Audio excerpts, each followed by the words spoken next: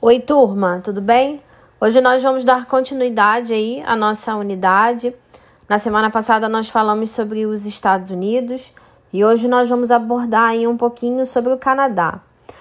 O Canadá, que é aí o segundo maior país do mundo, pertencendo, né, aí também a parte da América do Norte, aqui no nosso continente americano. Então vamos lá para mais uma videoaula do nosso conteúdo.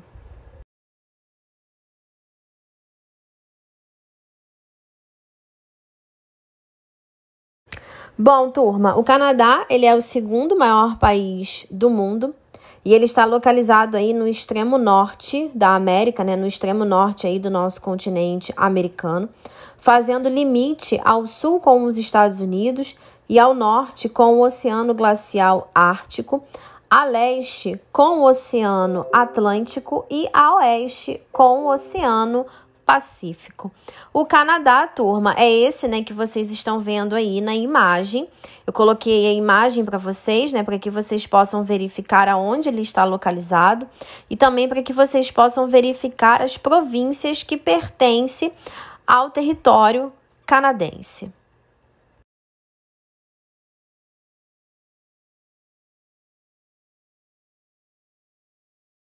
Agora nós vamos falar, turma, sobre a formação territorial do Canadá.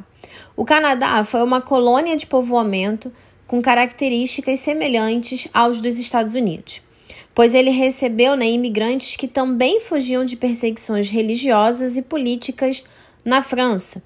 Como em outras regiões da América anglo-saxônica, o território canadense sofreu uma forte disputa entre franceses e ingleses, motivo atualmente, né, pelo qual o país possui dois idiomas oficiais, o francês, liderado aí pelos franceses, né, que colonizaram uma parte, né, uma pequena parte do território canadense, como esse que vocês estão vendo aí na imagem de verde, e as demais áreas do país, né, em uma maior quantidade.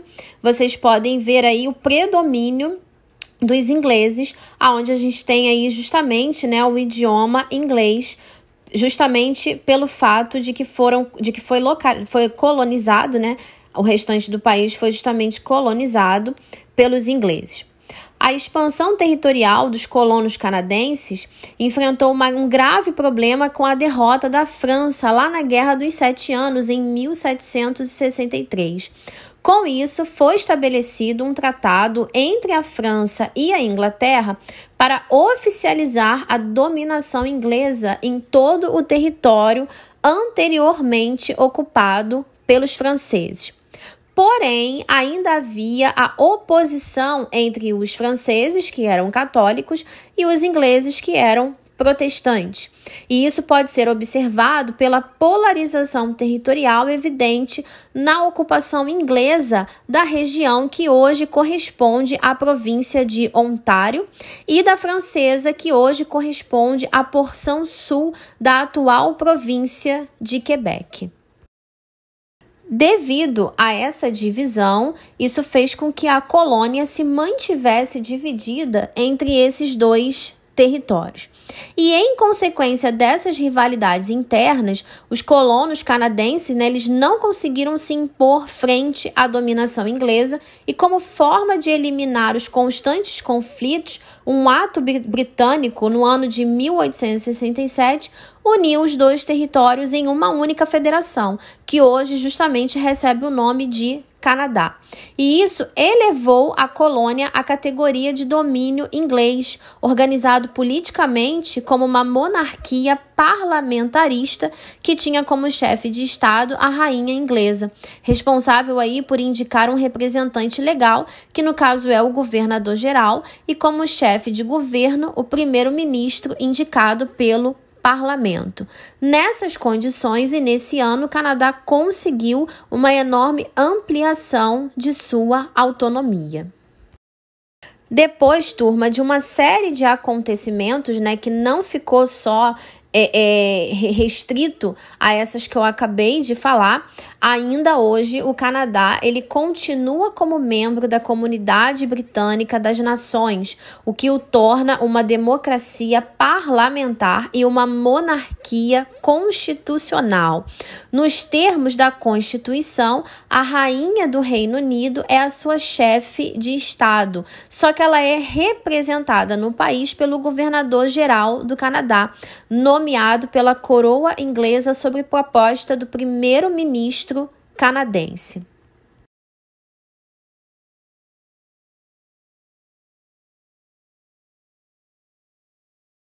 O território canadense ele é formado por 10 províncias e 3 territórios. A capital do país é Ottawa, que está localizada na província de Ontário. Como eu falei antes, né, eu vou tornar a repetir aí para vocês que, em virtude da sua ocupação, o país tem 2 idiomas oficiais, o inglês e o francês. A maior parte da sua população, cerca aí de 58,8% dos canadenses falam o inglês, sendo o francês predominante em Quebec, por ter sido aí justamente uma província colonizada pela França.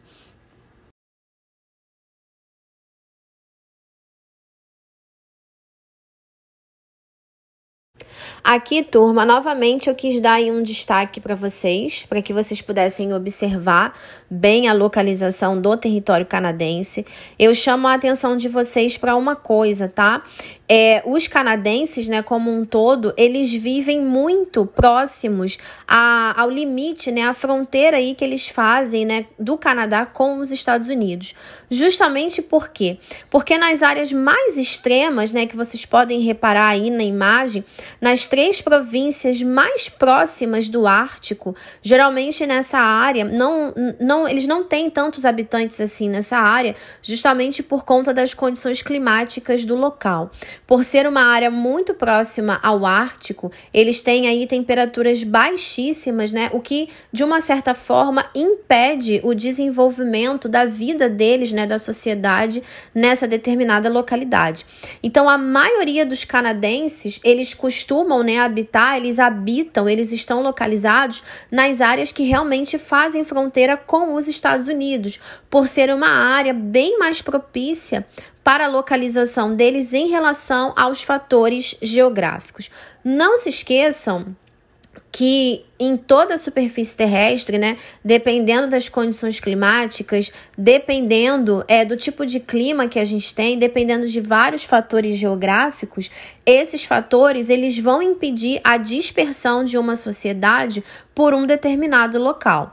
E daí não se esqueçam também, né, o que eu sempre falei para vocês, que os países, né, mais quentes, de climas aí mais quentes, eles tendem a ter uma biodiversidade maior. Por que eu estou falando isso?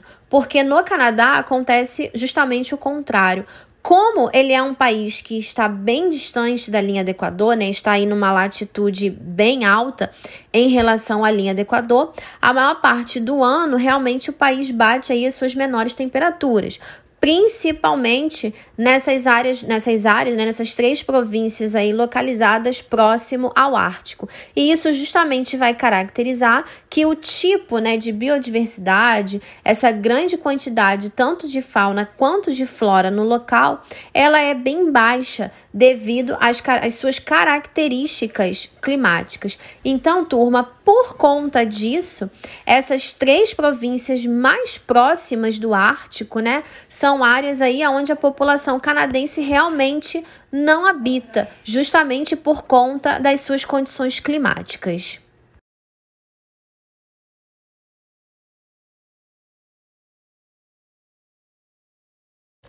Turma, aqui novamente eu quis dar mais um destaque para vocês, só que agora, né, do mapa da América do Norte, como que a América do Norte ela realmente é dividida, né? Nós podemos ver aí na imagem o Canadá, os Estados Unidos, o México, o território da Dinamarca, né, de domínio da Dinamarca, que no caso é a Groenlândia, e também o território do Alasca, que pertence aos americanos.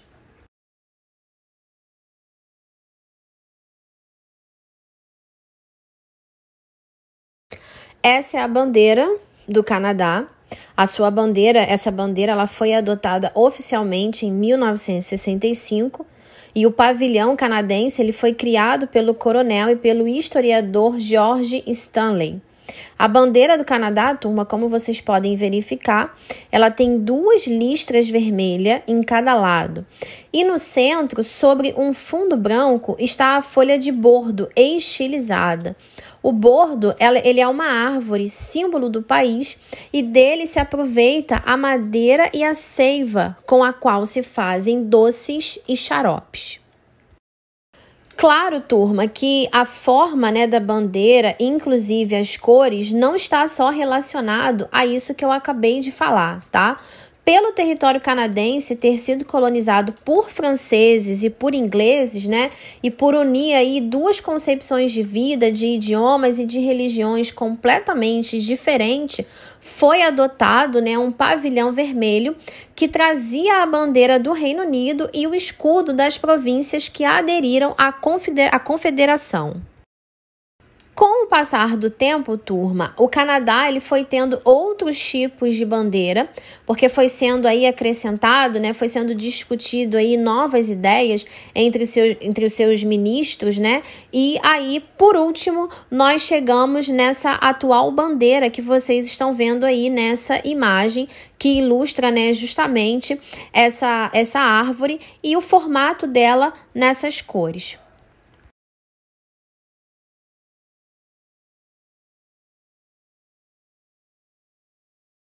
Os destaques da economia canadense é que o Canadá é um país desenvolvido.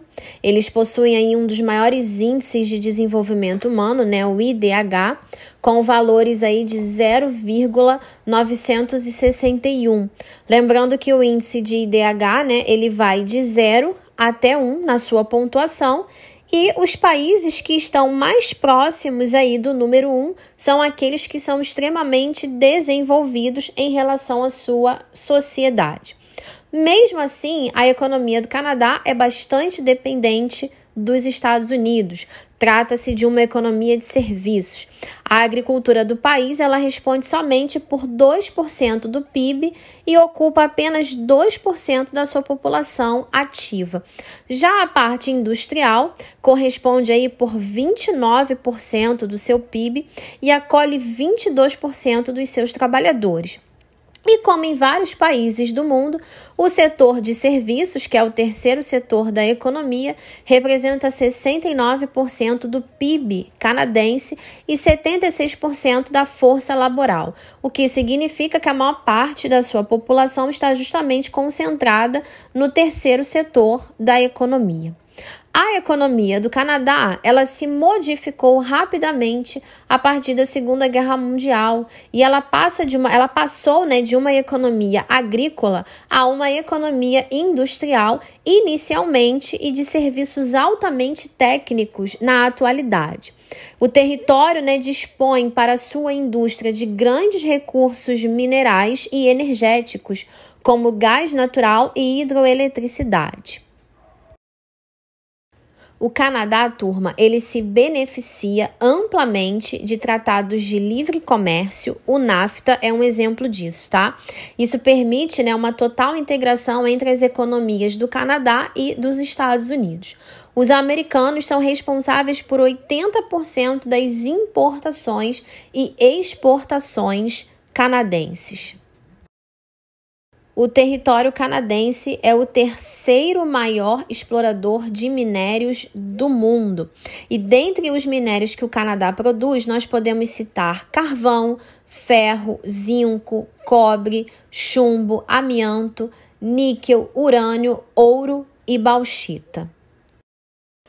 Bom, turma, essa foi a nossa aula de hoje. Espero que vocês tenham entendido, espero que vocês tenham compreendido e até a próxima.